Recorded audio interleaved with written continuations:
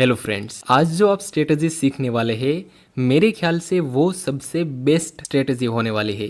वैसे ट्रेडिंग में बहुत सारी स्ट्रेटजी है, लेकिन पर्सनली अगर मेरी कोई फेवरेट स्ट्रेटजी है तो वो पुलबैक स्ट्रेटजी ही है। इस वीडियो में हम डिस्कस करेंगे कि वैलिड पुलबैक को आइडेंटिफाई कैसे करना है, उसके बाद एक पुलबैक कहाँ पर ख़त्म होगा, जहाँ पर ये ख़त्म होगा वहाँ पर हम एंट्री करेंगे कैंडलस्टिक के साथ। फिर हम देखेंगे कि पुलबैक कितने टाइप्स के होते हैं और आपको कौन से टाइप के पुलबैक में एंट्री करनी चाहिए, और फिर सीखेंगे पुलबैक के पीछे की साइकोलॉजी। सबसे पहले समझते हैं कि पुलबैक क्या होता है। हालांकि पुलबैक क्या होता है उसके बारे में मैंने ऑलरेडी एक वीडियो बना रखा है, लेकिन जो स्टूडेंट्स मेरी चैनल में नए हैं उसको मैं जल्दी जल्दी समझा देता हूँ कि एक्चुअल में पुलबैक का मतलब क्या होता है। आपने टीवी में सुना होगा या फिर कोई बड़े इन्वेस्टर्स की एडवाइस में सुना होगा कि डिप पे बाय करो या फिर सस्ते में खरीदो और महंगे में बेच दो। इसका कनेक्शन पुलबैक के साथ भी है। देखो, आप सबको पता होगा कि प्राइस डायरेक्ट ऊपर नहीं जाएगा, वो ऊपर जाएगा फिर नीचे आएगा, ऊपर जाएगा फिर नीचे आएगा। ऑल ओवर तो ये ऊपर ही जा रहा है, लेकिन बीच बीच में वो नीचे आ जाता है। बस इसको ही हम पुलबैक कहते हैं। कुछ लोग इसे रिट्रेसमेंट कहते हैं तो कुछ लोग इसे करेक्शन कहते हैं। इसके बहुत सारे नाम है पर हम इसको पुलबैक कहेंगे। सेम जब प्राइस डाउन ट्रेंड में होगा तो प्राइस डायरेक्ट नीचे नहीं आएगा, वो नीचे आएगा ऊपर जाएगा, नीचे आएगा ऊपर जाएगा। तो डाउन ट्रेंड में जहाँ जहाँ प्राइस ऊपर जाता है उस अप साइड के मूव को हम कहेंगे पुलबैक। एग्जाम्पल के लिए यहाँ प्राइस डाउन ट्रेंड में था, ये सब जगह पर प्राइस 20-20 में ऊपर गया था तो ये सब पुलबैक है। यहाँ पर प्राइस अप ट्रेंड में था और ये सब जगह पर 20-20 में वो नीचे आया था तो ये सब पुलबैक है। हमारे वो सेंटेंस को याद कीजिए, सस्ते में खरीदो और महंगे में बेचो। यहाँ पर प्राइस सस्ता है in compare to this area और यहाँ पर प्राइस सस्ता है in compare to this area. तो ये सब जगह पर आप सस्ते में खरीद सकते हैं। लेकिन कैसे? आपको कैसे मालूम चलेगा कि यहाँ पर ये पुलबैक खत्म हो गया? ऐसा भी तो हो सकता है ना कि प्राइस यहाँ से नीचे गिर जाए। तो इसके लिए हम समझेंगे कि एक पुलबैक कहाँ पर खत्म होता है। जनरली पुलबैक 4 जगह पर खत्म हो सकता है। पहला, या तो वो किसी सपोर्ट या फिर रेजिस्टेंस के पास एंड हो सकता है। एग्जाम्पल के लिए प्राइस यहाँ पर डाउन ट्रेंड में है, फिर एक पुलबैक मिला, यहाँ पर ये सपोर्ट था जो अब रेजिस्टेंस का काम करेगा, तो हाईली चांस रहेंगे कि ये पुलबैक एंड हो जाए यहाँ पर और प्राइस फिर से डाउन ट्रेंड में मूव करे। नेक्स्ट, प्राइस नीचे गिर के फिर से एक पुलबैक देता है, यहाँ पर भी एक सपोर्ट है जो आगे रेजिस्टेंस का काम करेगा, तो यहाँ भी संभावना रहेगी कि यहाँ पर ये पुलबैक खत्म हो जाए और फिर से प्राइस डाउन ट्रेंड में मूव करे। दूसरा, पुलबैक किसी ट्रेंड लाइन के पास खत्म हो सकता है। एग्जाम्पल के लिए यहाँ प्राइस अप ट्रेंड में था, फिर एक पुलबैक मिला, नीचे हमारे पास एक ट्रेंड लाइन है, तो यहाँ संभावना रहेगी कि ये पुलबैक इस ट्रेंड लाइन के पास खत्म हो जाए और आगे से प्राइस अप ट्रेंड में मूव करे। नेक्स्ट, ये पुलबैक खत्म हो गया और प्राइस ने अप ट्रेंड में मूव दिया। तीसरा है, पुलबैक किसी इंपॉर्टेंट मूविंग एवरेज के सपोर्ट या फिर रेजिस्टेंस के पास एंड हो सकता है।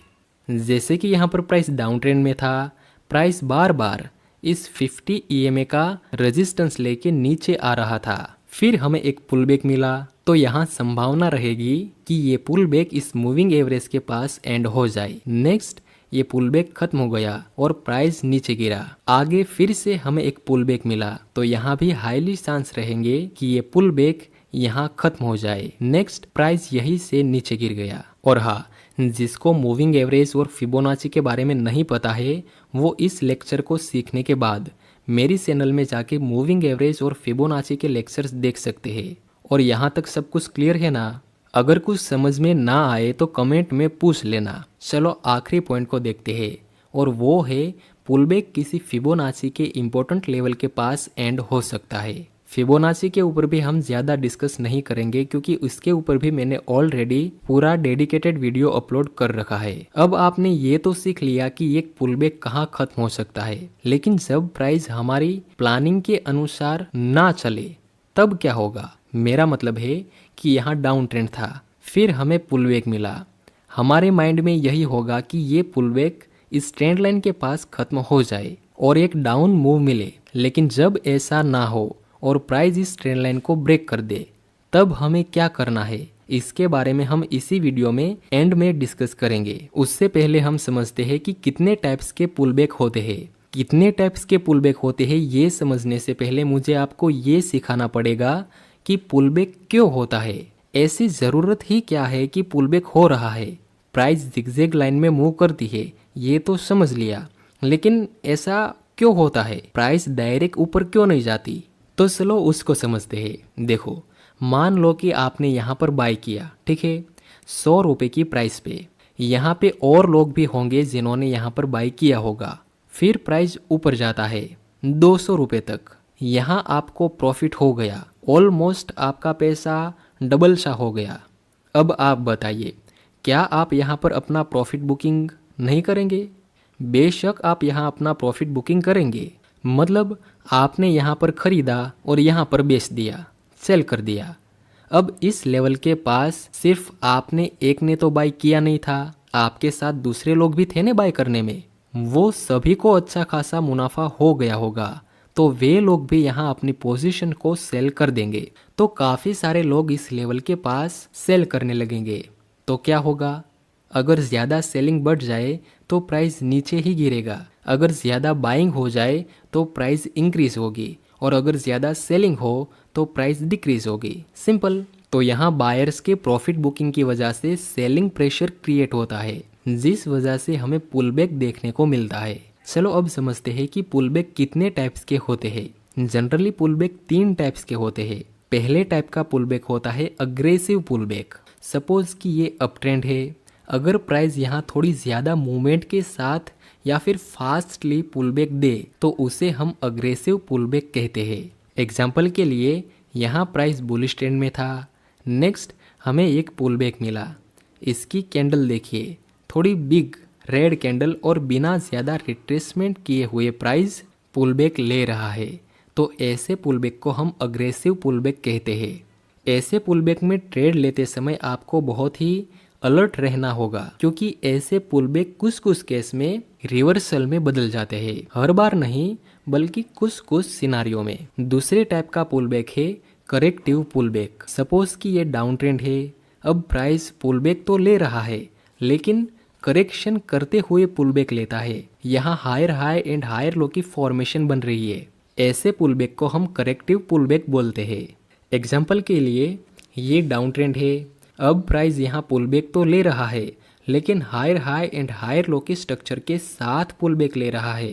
तो यहाँ कुछ लोग इसे अप ट्रेंड समझ लेते हैं, लेकिन एक्चुअल में ये अभी नॉर्मल पुलबैक ही है। ये पुलबैक काफ़ी अच्छा है in compare to aggressive pullback. आप इसको हेल्दी पुलबैक भी बोल सकते हैं। तीसरे टाइप का पुलबैक है स्वीपिंग पुलबैक। ये थोड़ा अलग है। सपोज कि प्राइस इस तरह से अप ट्रेंड में मूव कर रहा है, इसमें प्राइस पुलबैक तो लेता है लेकिन कुछ इस तरह से। फिर प्राइस डबल बॉटम जैसी फॉर्मेशन बनाता है, या फिर कोई भी बुलिश पैटर्न, या फिर कुछ भी ऐसा जिससे कि बायर्स को यहाँ पर लालच दी जाए। और जब काफ़ी सारे लोग बाय करेंगे तब प्राइस नीचे गिर जाएगा और ये सारे बायर्स का एसएल हिट हो जाता है। फिर जब प्राइस किसी इंपॉर्टेंट लेवल जैसे trend line, support resistance, moving average उसके पास आके ऊपर जाता है, तो ऐसे पुलबैक को हम स्वीपिंग पुलबैक कहते हैं। इसमें ज़रूरी नहीं कि हर बार कोई शार्ट पैटर्न ही बने, बस इतना समझो कि लोगों के एसएल हिट करवा के प्राइस पुलबैक लेता है। हम इसको एग्जाम्पल से समझते हैं। ये है down trend, price lower low and lower high के स्ट्रक्चर में नीचे आ रहा था, फिर प्राइस थोड़ा ऊपर जाता है, मतलब हमें एक पुलबैक मिला। फिर यहाँ हमें इन्वर्टेड हैमर और कंफर्मेशन कैंडल का सिग्नल मिला, तो कुछ लोग यहाँ पर सेल में एंट्री करेंगे, जिसके बाद प्राइस ऊपर चला जाता है और ये सभी सेलर्स का एसएल हिट हो जाता है। यहाँ पर आप देखो तो एक बेरिश ट्रेंड लाइन भी है, वहाँ पर प्राइस फिर से बेरिश सिग्नल देता है और यही से नीचे गिर जाता है। तो ये हुआ स्वीपिंग पुलबैक। ये थी आपकी कंप्लीट पुलबैक कॉन्सेप्ट की थियरी। अब हम कुछ लाइव चार्ट के एग्जांपल सीखते हैं। यहाँ हमारे पास एक बुलिश ट्रेंड है, नेक्स्ट प्राइस एक पुलबैक लेता है। आप बताइए ये पुलबैक किस टाइप का है? आंसर इज प्राइस यहाँ lower low and lower high बना रहा है, इसलिए ये करेक्टिव पुलबैक है। क्या यहाँ पर कोई इंपॉर्टेंट लेवल है? आंसर इज यस, ये रेजिस्टेंस अब सपोर्ट का काम करेगा। तो क्या यहाँ पर आप बाय में एंट्री कर सकते हैं? Answer is no. यहाँ किसी बुलिश कैंडल का सिग्नल हमें चाहिए, तभी हम बाय करेंगे। पुलबैक इंपॉर्टेंट लेवल के पास बना, इसका मतलब ये नहीं कि यही से प्राइस ऊपर चला जाएगा। और दूसरी बात, यहाँ एक ट्रेंड लाइन भी बन रही है, तो हमें यहाँ दो चीज़ों की ज़रूरत रहेगी। एक तो हमें बुलिश कैंडल का सिग्नल मिलना चाहिए, और दूसरा ये बेरिश ट्रेंड लाइन ऊपर की तरफ ब्रेक होनी चाहिए, तभी हम बाय करेंगे। नेक्स्ट हमें एक बुलिश और कन्फर्मेशन कैंडल का सिग्नल मिला और ये बेरिश ट्रेंड लाइन भी ब्रेक हो गई, तो यहाँ आप बाय में एंट्री कर सकते हैं। यहाँ स्टॉप लॉस और यहाँ प्रॉफिट टारगेट। नेक्स्ट प्राइस ऊपर जाता है, जिसके साथ हमारा प्रॉफिट टारगेट भी कंप्लीट हो चुका है। तो इस तरह से आपको पुलबैक स्ट्रेटजी में ट्रेड लेना है, कैंडलस्टिक पैटर्न के सिग्नल के साथ। अब थोड़ा याद कीजिए, वीडियो के बीच में हमने एक प्रॉब्लम के बारे में डिस्कस किया था। अगर आपके सामने यहाँ तक का चार्ट हो और अगर बाय चांस प्राइस इस लेवल तक पुलबैक ले और इस लेवल को भी नीचे की तरफ ब्रेक डाउन कर दे, तो फिर आप यहाँ पर बाय नहीं कर सकते, क्योंकि ये रिसेंट स्विंग का ब्रेकडाउन होने का मतलब कि अब ये पुलबैक नहीं बल्कि ये ट्रेंड रिवर्स हो जाएगा। अगर आपको ट्रेंड रिवर्सल और पुलबैक के बारे में डीपली एक्सप्लेनेशन चाहिए तो आप मेरी ये वाली वीडियो देख सकते हैं। सो आज के लिए बस इतना ही, मिलते हैं अगली वीडियो में।